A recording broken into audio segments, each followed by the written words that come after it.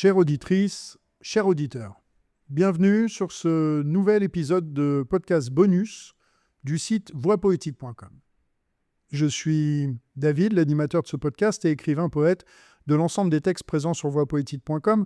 Et aujourd'hui, nous embarquons dans un épisode un peu particulier des épisodes bonus. Jusque-là, les épisodes bonus étaient essentiellement consacrés à la voix poétique d'un poète ou d'une poétesse.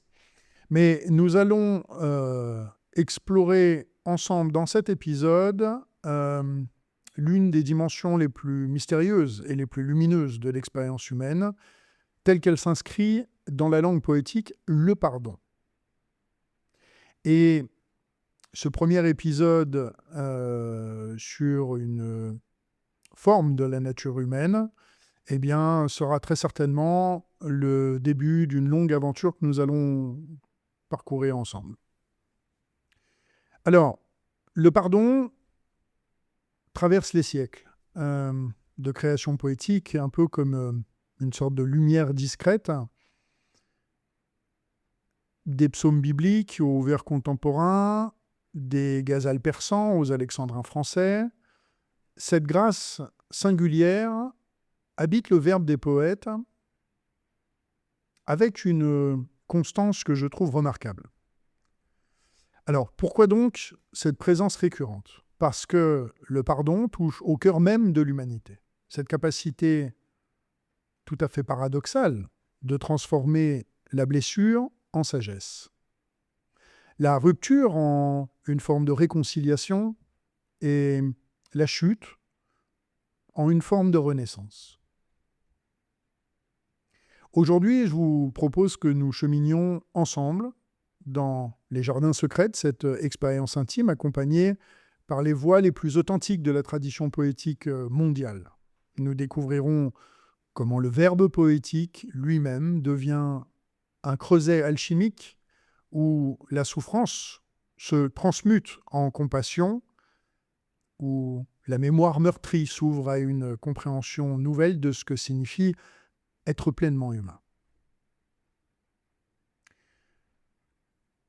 Lorsque nous évoquons le pardon dans la littérature versifiée, nous toucherons immédiatement à un paradoxe fondamental. Le poète écrit souvent depuis la blessure, depuis cette déchirure intime qui réclame expression. Or, simultanément, l'acte même d'écrire instaure une distance, crée une sorte d'espace où peut naître la transformation. Victor Hugo, par exemple, que je vous ai cité déjà plusieurs fois dans différents podcasts, et dans sa méditation sur la mort de sa fille Léopoldine, écrivait ces vers qui restent gravés dans la mémoire collective.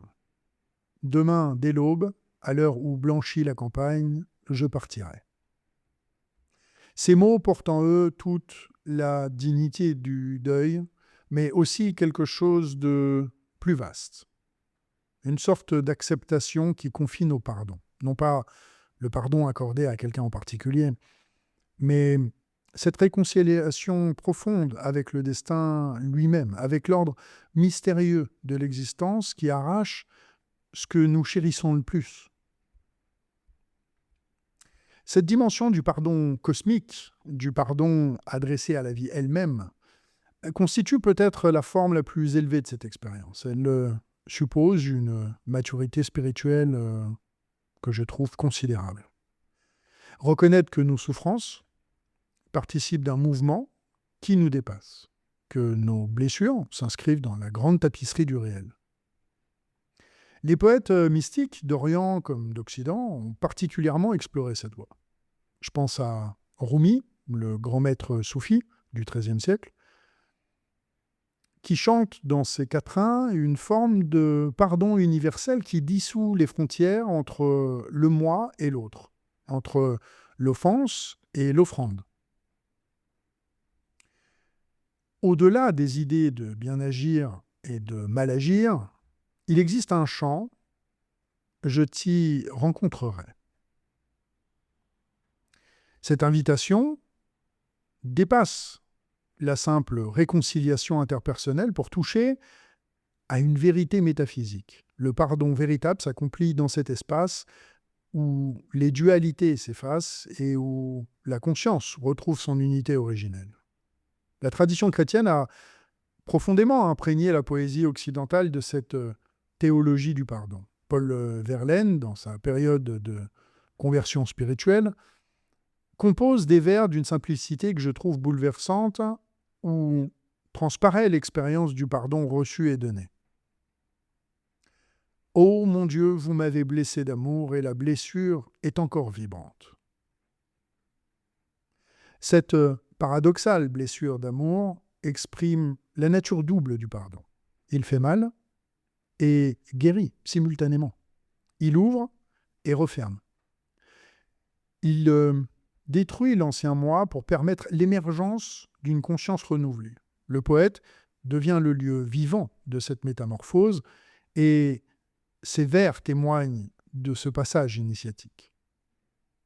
Je vous propose maintenant que nous observions comment les poètes ont incarné cette expérience abstraite dans la matérialité des images et des symboles. L'eau, par exemple, revient constamment comme métaphore du pardon. L'eau lustrale, pluie purificatrice, fleuve qui emporte les souillures.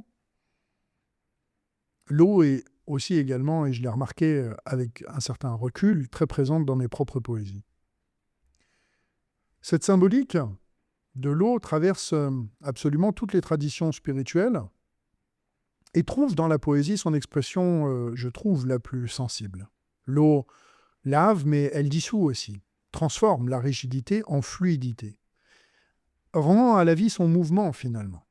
Quand Anna de Noailles écrit sur les jardins après la pluie, quand Antonio Machado évoque les chemins mouillés de rosée matinale, quelque chose du pardon habite ces passages liquides où la terre reçoit la grâce du ciel. La lumière constitue une autre image récurrente.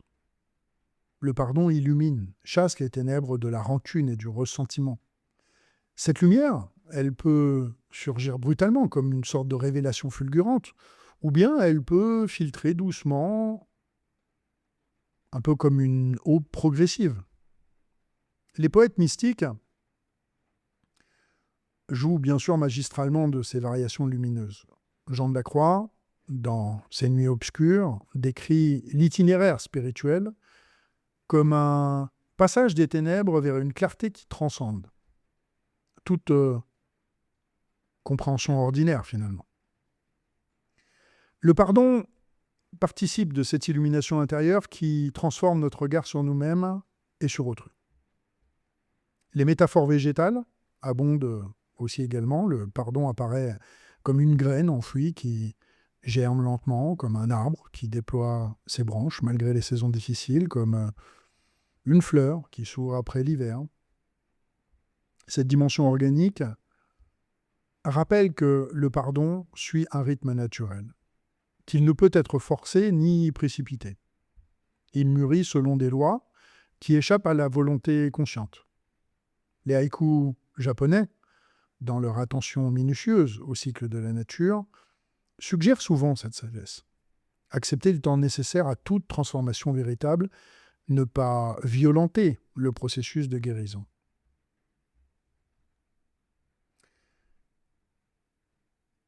Une fois vu tout cela, j'ai envie d'aborder avec vous cette partie qui m'est si chère, et vous le savez, pour mes fidèles auditrices et auditeurs, de la tradition hermétique et alchimique.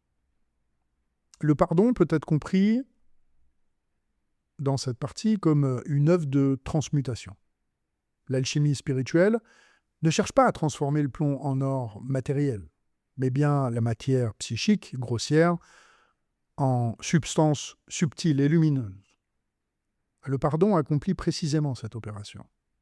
Il prend la matière lourde du ressentiment, de la colère et de la douleur, et par un patient travail intérieur, la transforme en compassion, en compréhension, en paix.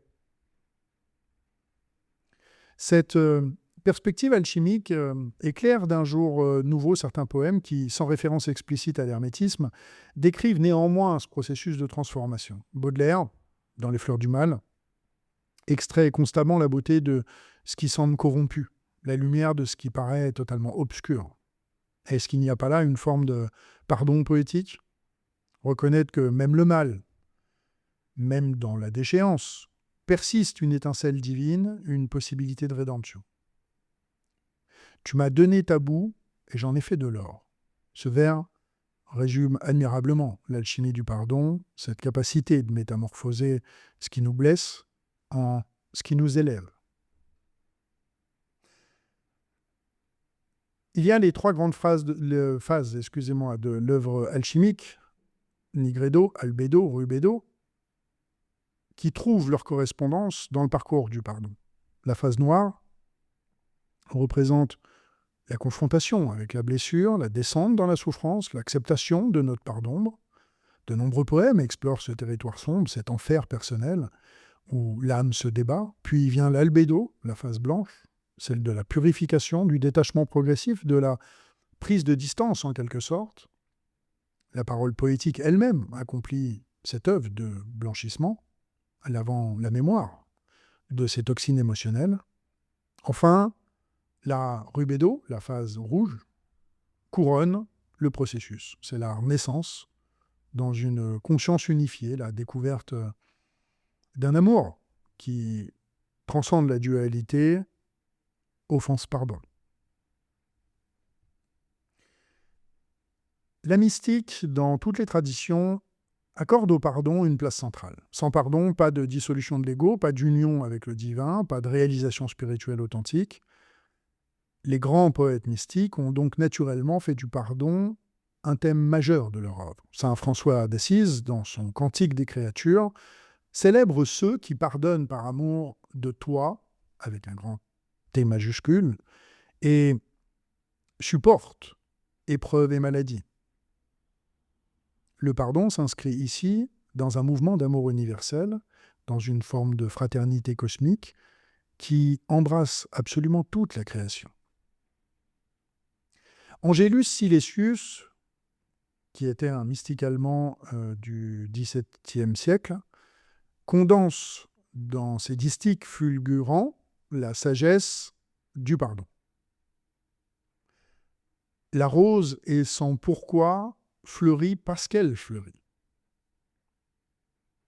Eh bien, cette phrase, qui est célèbre, suggère que le véritable pardon ne cherche ni raison ni justification. Il surgit spontanément, comme la fleur s'ouvre, comme le soleil brille. Il appartient à l'ordre de la grâce, non à celui du calcul ou de la volonté forcée.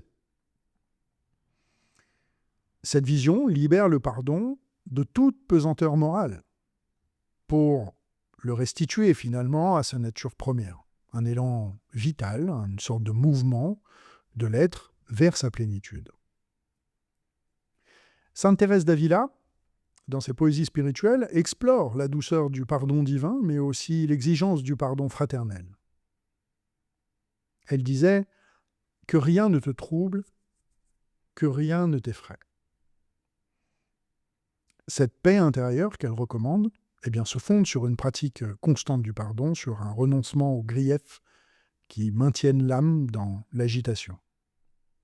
La poésie mystique enseigne ainsi que le pardon constitue moins un acte ponctuel qu'un état d'être permanent, une disposition du cœur cultivée jour après jour. La modernité poétique n'a pas abandonné le thème du pardon, je l'ai cru durant un temps, mais j'ai redécouvert un certain nombre d'œuvres et j'ai même trouvé finalement qu'il l'a approfondi dans des directions tout à fait nouvelles. Face aux catastrophes du XXe siècle, les guerres mondiales, les génocides, le totalitarisme, la question du pardon s'est posée dans des termes d'une gravité totalement inédite. Peut-on pardonner l'impardonnable ? La poésie d'après-guerre, notamment celle issue de l'expérience concentrationnaire, porte cette interrogation déchirante. Paul Celan, rescapé de la Shoah, dont les parents ont péri dans les camps, écrit une poésie hantée par la question de la mémoire et du possible pardon. sa fugue de mort, ne pardonne pas. Elle ne peut pas pardonner. Et pourtant, on maintient vivante la possibilité du langage, de l'adresse à l'autre et de la transmission. Ce maintien de la parole, malgré tout, constitue peut-être une forme ultime de pardon. Refuser que l'horreur est le dernier mot. Continuer à témoigner d'une humanité qui va transcender la barbarie. Yannis Ritsos, poète grec engagé, témoin des déchirements de son pays, écrit des vers où la douleur collective cherche une issue vers la réconciliation. Sa poésie n'euphémise rien, ne minimise aucune souffrance, mais maintient ouverte la porte d'une fraternité possible, d'un avenir où finalement les ennemis d'hier pourront se reconnaître comme des frères. Cette tension entre mémoire et dépassement caractérise beaucoup de poésie contemporaine, finalement. Dans un registre un peu plus intime, il y a des poètes comme René Char ou Yves Bonnefoy, que vous connaissez certainement, qui explorent le pardon à soi-même. Cette difficile acceptation de nos propres failles, de nos erreurs, de notre finitude. Bonnefoy, dans Du mouvement et de l'immobilité de Douve, traverse la mort symbolique pour accéder à une parole renouvelée, lavée de ses illusions. Ce parcours poétique mime l'itinéraire du pardon. Mourir à ce que nous croyons être pour renaître dans une vérité plus vaste. La poésie orientale, également, offre des perspectives complémentaires sur le pardon, souvent moins marquées par la culpabilité judéo-chrétienne, davantage ancrées dans la compassion bouddhique ou la non-dualité hindoue. Les ghazals persans, que je vous disais tout à l'heure, de Hafez, chantent un amour divin qui dissout toutes les fautes dans l'océan de la grâce. Le poète mystique se présente comme le pire des pécheurs, mais cette rhétorique de l'abaissement sert paradoxalement à magnifier l'infinie miséricorde divine. Mon cœur est rempli de 100 000 péchés, mais le pardon de Dieu est plus vaste que les océans. Cette démesure même du pardon le place au-delà de toute comptabilité morale. La poésie zen cultive le pardon comme dissolution de l'attachement. Nombreux sont les poèmes qui évoquent le lâcher-prise, l'acceptation de l'impermanence, le renoncement aux attentes qui génèrent souffrance et ressentiment. Ryokan, qui est un poète et moine zen du XVIIIe siècle, vivait dans une simplicité extrême et composait des vers d'une limpidité enfantine. D'ailleurs, quand des voleurs visitèrent sa hutte et ne trouvaient rien à dérober, il écrivit « Le voleur n'a pu emporter la lune à ma fenêtre ». Cette phrase, dans son contexte, a été un véritable guide pour moi, menant vers une sorte de détachement absolu, une absence de rancune. Cette capacité de trouver la beauté même dans le dénuement incarne, à mon sens, une forme de pardon radical. Il n'y a rien à pardonner, car il n'y a aucune appropriation, aucun moi blessé qui réclamerait réparation. Kabir, qui est un poète indien, enfin était un poète indien du XVe siècle, tisseur de profession et sage mystique, chante dans ses dohas l'unité fondamentale de toutes les traditions religieuses et la vanité des querelles sectaires.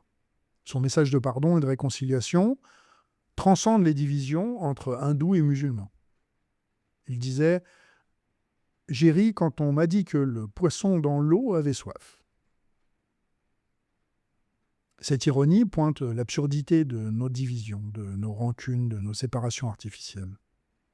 Le pardon devient ici une sorte de reconnaissance de l'unité sous-jacente à toute manifestation. Philosophiquement, Le pardon interroge la possibilité même du temps et du changement. Pardonner, c'est accepter que le passé ne définisse pas entièrement l'avenir. C'est ouvrir un espace de nouveauté et de renaissance. Les poètes ont intuitivement saisi cette dimension temporelle du pardon. Quand Guillaume Apollinaire, par exemple, écrit « Sous le pont Mirabeau coule la Seine et nos amours, faut-il qu'ils m'en souviennent ?» la joie venait toujours après la peine. Il évoque cette fluidité du temps qui emporte joie et peine et suggère qu'un certain pardon s'accomplit dans ce flux même, dans cette acceptation de l'écoulement. La philosophie existentialiste a médité sur la liberté, sur notre capacité de nous réinventer malgré notre facticité, malgré le poids de notre histoire. Le pardon participe de cette liberté ontologique. En pardonnant, nous refusons de laisser le passé déterminer mécaniquement le présent. Cette dimension existentielle transparaît dans toutes les poésies authentiques du pardon. Le poète s'affirme libre vis-à-vis de sa propre blessure, libre de lui donner naissance, de la transformer et finalement de la dépasser. Vladimir Jankélévitch, dans son ouvrage magistral sur le pardon, distingue le pardon véritable de l'excuse ou de l'amnistie. Le pardon authentique s'adresse à l'impardonnable, à ce qui ne peut être ni compris ni justifié. Cette radicalité du pardon trouve peu d'expression dans la philosophie discursive, mais la poésie peut l'atteindre par d'autres voies. Les vers ne démontrent pas, ils montrent. Ils créent l'expérience même de ce pardon impossible, et pourtant bien réel, de cette grâce qui suspend les lois ordinaires de la justice et de la causalité. La tradition kabbalistique n'est pas en reste et offre d'ailleurs, à mon sens, un éclairage tout à fait singulier sur le pardon, à travers le concept de Tikkun Olam, j'espère avoir bien prononcé, qui est simplement la réparation du monde. Selon cette vision, l'univers lui-même porte les traces d'une brisure originelle. Et chaque acte de bonté, chaque pardon accordé, participe à la restauration de l'harmonie cosmique. Le poète devient ainsi un ouvrier de cette réparation et ses vers accomplissent une œuvre de guérison qui dépasse largement sa personne individuelle. Les séphirotes de l'arbre de vie kabbalistique incluent Hesed, la miséricorde, et Gevura, la rigueur. Le pardon s'inscrit dans le flux vivant entre ces deux principes. Il ne nie pas la justice, il ne minimise pas l'offense, mais ouvre une voie de compassion qui transcende la stricte application de la loi. Nombreux sont les poètes juifs qui, sans être kabbalistes, au sens technique du terme, ont intégré cette sagesse dans leur œuvre. Edmond Jabès, dans le livre des questions, explore l'infini du pardon et de la faute dans une méditation poétique qui entrelace les voies, les époques, les plans de réalité. Le Shabbat, dans la tradition juive, constitue un temps de pardon hebdomadaire, un moment où les créatures se réconcilient avec le Créateur et entre elles, au pluriel. Cette rythmicité du pardon, cette inscription dans le temps cyclique plutôt que linéaire, a profondément marqué la sensibilité poétique juive. Le pardon n'est pas un événement unique, mais plutôt un retour régulier, une respiration de l'âme qui nécessite une attention constante. Les psaumes bibliques représentent peut-être le corpus poétique le plus ancien consacré au pardon. Le Miserere, psaume 51, demeure l'archétype de la supplication pénitente. Pitié pour moi, mon Dieu, dans ton amour, selon ta grande miséricorde, efface mon péché. Cette poésie sacrée a modelé pendant des siècles la conscience occidentale du pardon, établissant une relation dialogique entre l'homme pécheur et le Dieu miséricordieux. Mais au-delà de la simple imploration, les psaumes enseignent aussi le pardon fraternel. Heureux celui dont la faute est enlevée et le péché remis. Eh bien, cette béatitude du pardon euh, reçue résonne à travers toute la poésie spirituelle ultérieure. Elle établit que le pardon n'est pas seulement libération de la faute, mais accès à une joie supérieure, à une sorte de paix qui dépasse l'entendement. La poésie religieuse médiévale, des troubadours chrétiens aux poètes soufis, a développé une mystique amoureuse où le pardon occupe une place centrale. L'âme épouse, cherche le pardon de son bien-aimé divin, mais découvre que ce pardon est toujours et déjà accordé, que l'amour précède la faute et la dépasse infiniment. Cette antériorité du pardon sur l'offense constitue un renversement théologique majeur. Nous ne sommes pas d'abord coupables, puis pardonnés, mais d'abord aimés. Et c'est cet amour originel qui rend possible à la fois la chute et le relèvement.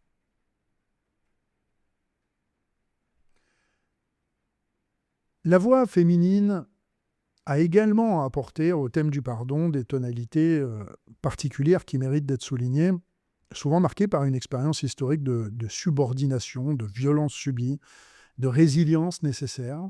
Et les poétesses ont dû inventer des voies de pardon qui ne soient ni soumission, ni renoncement à la justice, mais une affirmation d'une dignité inaliénable. Je pense à Anna Akhmatova, témoin des purges staliniennes, qui a écrit des vers où la douleur personnelle s'entrelace à la tragédie collective. Son requiem pour les victimes de la terreur maintient une tension entre mémoire et compassion, entre accusation et pardon.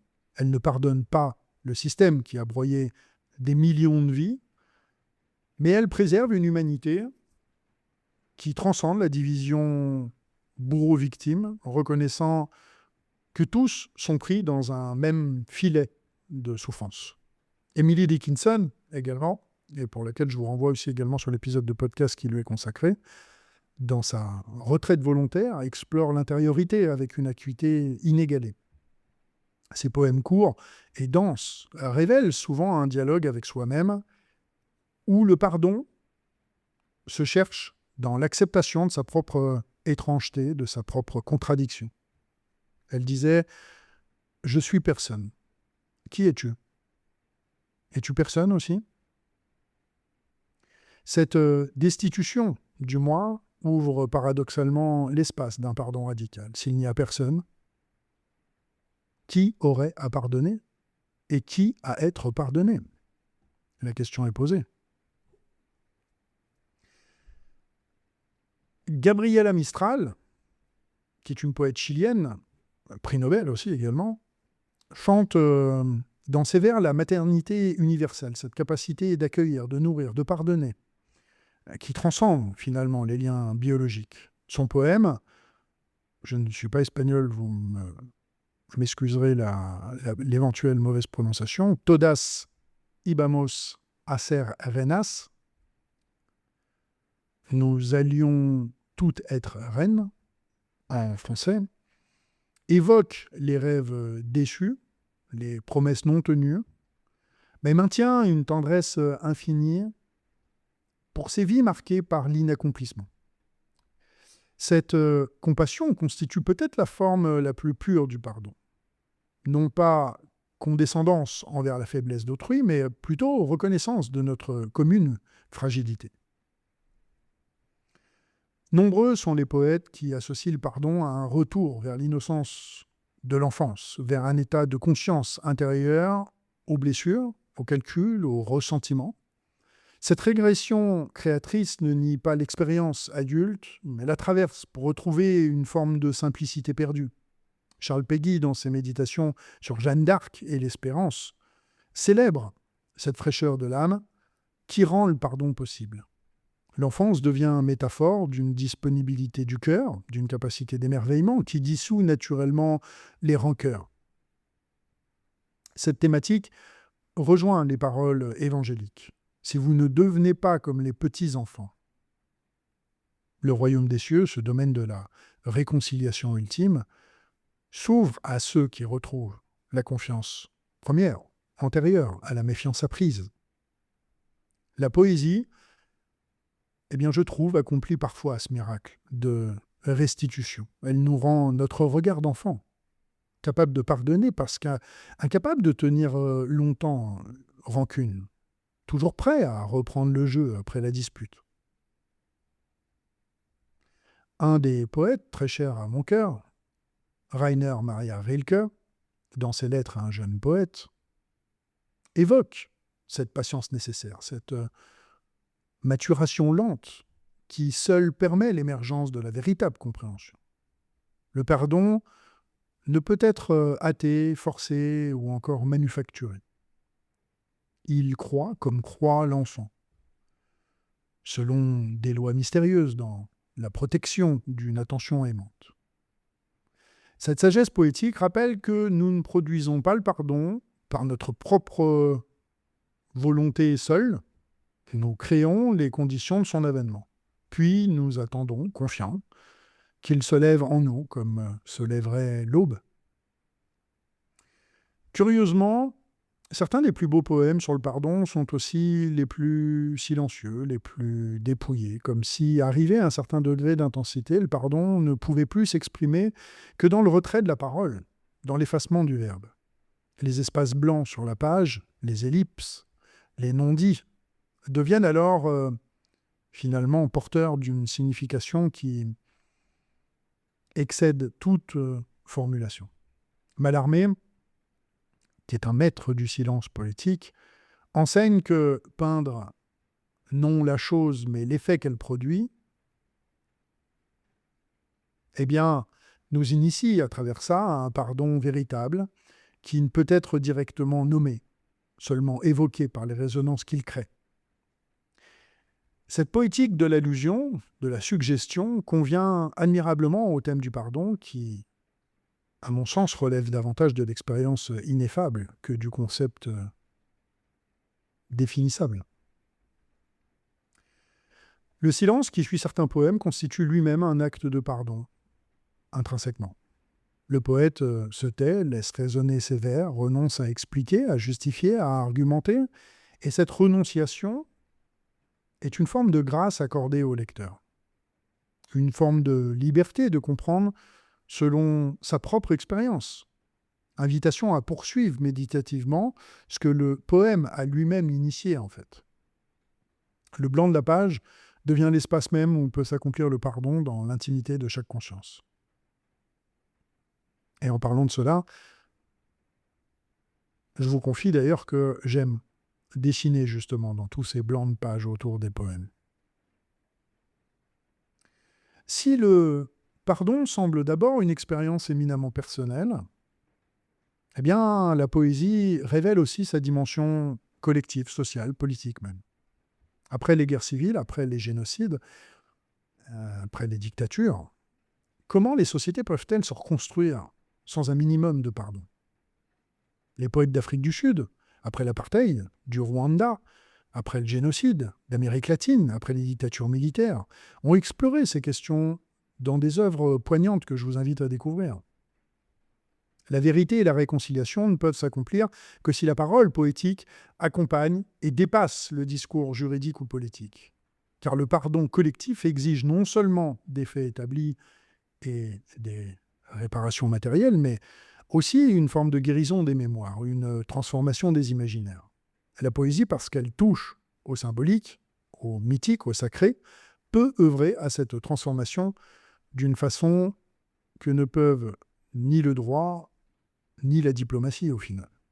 Aimé Césaire, dans son cahier d'un retour au pays natal, eh bien, accomplit un double mouvement. D'une part, une dénonciation sans concession du colonialisme et de ses ravages, et d'autre part, une affirmation de la négritude comme fierté retrouvée, comme renaissance finalement. Ce mouvement même dessine les contours d'un pardon possible, non pas oubli de l'offense, mais refus de laisser l'offense définir l'identité. capacité de se réapproprier son histoire et son destin. Pour conclure, nous voici parvenus au terme de ce cheminement qui, j'espère, vous aura plu dans les jardins du pardon poétique. Et nous avons rencontré des voix venues de tous les horizons, de toutes les époques, de toutes les traditions spirituelles, chacune à leur manière à témoigner de cette capacité mystérieuse et magnifique qui définit peut-être ce qu'il y a de plus noble dans l'humanité. Pouvoir transformer la blessure en sagesse, la rupture en réconciliation et la chute en renaissance. Le pardon tel que le chantent les poètes n'est pas une faiblesse ou une démission. Il constitue l'acte le plus courageux, celui qui exige de renoncer à la jouissance amère de la rancune, à la satisfaction de se croire victime, à la sécurité de l'identité forgée dans l'opposition. Pardonner, c'est accepter de mourir à une certaine image de foi pour renaître dans une conscience élargie, capable d'embrasser la complexité de l'expérience humaine. Et les poètes nous enseignent que ce chemin ne s'accomplit pas d'un seul coup, par une décision volontariste. Le pardon mûrit lentement, comme mûrit le fruit sur l'arbre. Il nécessite patience, attention bienveillante envers nos propres résistances, confiance dans le processus de transformation. La poésie elle-même, par la beauté de ses images et la justesse de ses rythmes, crée les conditions favorables à cette maturation. Elle apaise, console, élève notre regard au-delà de nos blessures particulières vers des formes de vérité universelle. Que vous reteniez de cet épisode, cette certitude, serait essentiel. Le pardon est possible, il est même inscrit au cœur de notre nature profonde.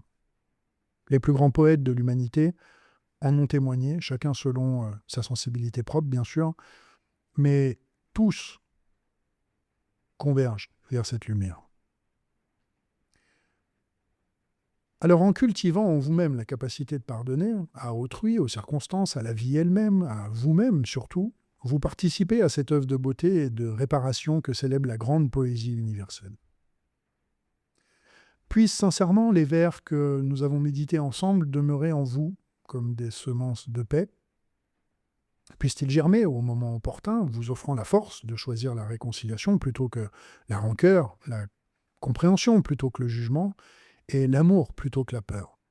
Tel est le vœu que je forme pour vous en ce jour, en ce dimanche, et telle est la promesse que porte toute authentique poésie, celle d'une humanité réconciliée avec elle-même, capable de transmuter ses épreuves en sagesse et ses larmes en lumière.